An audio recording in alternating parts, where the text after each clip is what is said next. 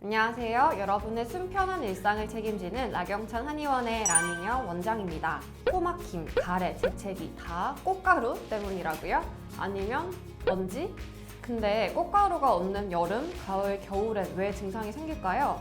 도대체 왜 생기는지, 어떤 원리로 생기는지 답답하고 궁금하셨던 분들은 봐주세요. 오늘은 하비갑기 시리즈를 준비하셨다고 들었어요. 네, 하비갑계 시리즈 중에 1편은 하비갑계의 역할, 2편은 약해진 하비갑계의 모습을 함께 살펴봤었는데요. 오늘은 대망의 비염치료 공식 마지막 편입니다. 비염의 증상은 여러 가지로 나타날 수 있지만 모든 공통적인 원인은 하비갑계가 약화돼서 생기는 거라고 할 수 있어요. 하비갑계가 약해졌다고 하면 즉 건조하고 차가워졌다는 뜻입니다. 이렇게 건조하고 차가워졌을 때 코막힘, 콧물, 심지어 천식까지 생기는 원리가 뭔가요? 네, 제가 순서대로 설명을 해드릴게요. 1번, 콧물. 여러 요인이 있지만 이번에는 점막만 관련해서 말씀드리면 예를 들면 노인성 비염처럼 가만히 있어도 콧물이 나는 경우에는 점막이 약해져서 콧물의 분비를 제대로 조절하지 못하기 때문입니다. 원래는 하루에 콧물을 일정하게 조금씩 내거든요. 근데 기능이 고장이 나니까 한 번에 주르르르 콧물이 나게 됩니다. 그러면 하필이면 식사 중에 콧물이 줄줄 나오게 되는데요. 또 재채기를 할 때는 대략 시속 200km로 나오거든요. 진짜 빠르죠? 이렇게 큰 속도가 생기면 재채기를 하면서 강한 힘이 생기기 때문에 콧물이 앞으로 쏟아지기도 합니다. 2번 재채기. 코 점막이 차가워지면서 찬 공기를 잘 못 막아서게 되거든요. 그대로 몸 안에 들어오게 돼요. 이때 찬 공기가 폐에 들어가게 되면 폐 손상을 입으니까 몸 밖으로 찬 공기를 뱉어내려고 재채기를 합니다. 3번 코막힘, 킁킁거림, 콧물 들이마시기. 코가 건조해지면서 콧물이 끈적끈적해지거든요. 그러면 코 안에 턱 하고 막히게 되는데요. 항상 코 속에 끈적하게 끼어 있으면 찝찝한 느낌에 자꾸 빼려고 킁킁거리는 습관을 동반하는 경우가 많습니다. 4번 후비루, 가래, 헛기침, 기침, 목 통증, 목 잠김, 신소리. 후비루나 가래는 비염이 오래된 분들에게 잘 나타나는 증상입니다. 콧물은 물처럼 나와서 코에서 목으로, 목에서 위로 들어가서 소화가 되는데요. 그런데 코가 건조해지면서 콧물이 끈적끈적해지면 코에서 목으로 넘어갈 때 다 느껴지게 됩니다. 또 넘어가면서 목에 들러붙게 되니까 가래가 되는 거죠.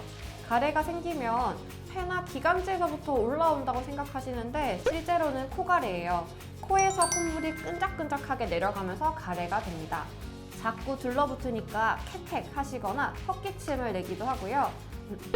이런 소리 지하철에서 많이 들어보셨죠? 심하면 쿨럭쿨럭 소리가 나는 가래가 껴서 하는 기침을 하게 됩니다. 또 물리적으로 자꾸 끼게 되니까 목에 염증을 일으켜서 통증이 오기도 합니다. 더 심해지면 너무 끈적거려서 목에 딱 들러붙게 돼서 목소리까지 쉬고 잠기게 돼요. 좀 더 자세하게 알고 싶은 분들은 후비루 편을 참고해주세요. 5번 천식 증상.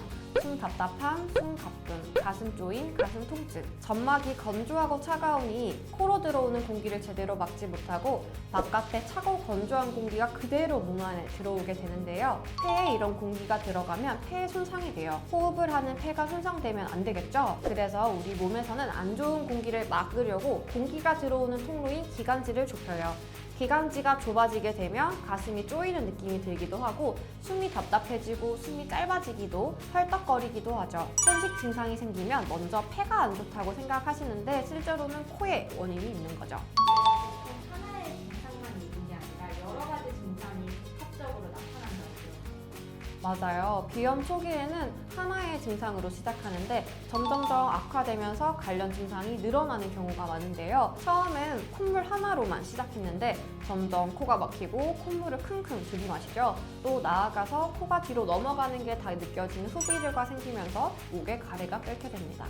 이런 증상을 호전시킬 수 있는 치료 방법은 당연히 하비갑기와 관련이 있겠죠. 네, 당연히 앞에서 말한 모든 증상은 점막이 약해져서 생긴 거예요. 점막이 다시 따뜻하고 촉촉하게 건강을 되찾을 수 있게만 만들어주는 게 치료 방법이겠죠. 집에서 자가 치료로 건강하게 만들 수는 없나요? 네, 안타깝게도 눈이나 귀 같은 다른 기관도 안 좋아지면 보청기나 안경으로 교정을 하지 스스로 좋아지진 않잖아요. 코도 마찬가지입니다. 코 점막도 한 번 안 좋아지면 스스로 회복하지 않기 때문에 비염을 치료하기가 그렇게 어려운 거예요. 스스로 좋아지긴 힘들고요. 대신 증상을 좀 도와주는 정도는 가능해요. 주무실 때만이라도 가습기를 틀고 촉촉하게 주무세요. 촉촉하고 따뜻한 공기는 코가 좀 더 편하게 숨 쉴 수 있도록 도와준답니다. 저희 한의원은 점막을 재생시키는 치료법을 최우선으로 두고 30년 넘게 연구하고 치료했습니다. 근본적인 치료를 원하실 경우 락영천 한의원에 내원해주시면 친절하고 꼼꼼하게 치료 봐드리겠습니다. 영상이 도움이 되셨으면 구독, 좋아요, 알림 설정까지 부탁드릴게요. 지금까지 락영천 한의원의 라민영 원장이었습니다. 안녕!